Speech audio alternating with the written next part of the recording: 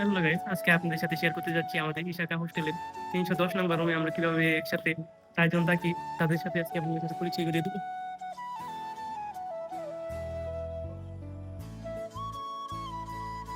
তাই বেশি দেরি না করে আমরা চলে যাচ্ছি আমাদের ৩১০ নম্বর রুম কক্ষে। এই যে দেখতে পাচ্ছেন, এটা আমাদের রুম। এখানে প্রায় আমরা ৪ জন একসাথে আর কি থাকি।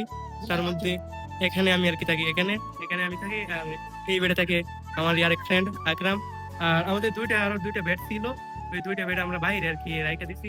আমরা মোট ৫ জন থাকি আর কি, এই কারণে দুইটা বেডে বাইরে রাখে ৫ জন একসাথে থাকি। আর নিচে বেডিং করা হয়েছে, এই নিচে বেডিং আর কি থাকা হয় ৩ জনে। আর আমাদের প্রত্যেকের জন্য আলাদা আলাদা টেবিল, চেয়ার টেবিল আছে আলাদা আলাদা, এবং লকার আছে প্রত্যেক জনের আলাদা আলাদা লকার রাখা আছে। ওইগুলোতে আমাদের বই, কাপড় চোপড় এবং নিত্য প্রয়োজনীয় জিনিসপাতি এনে আর কি রাখা হয়।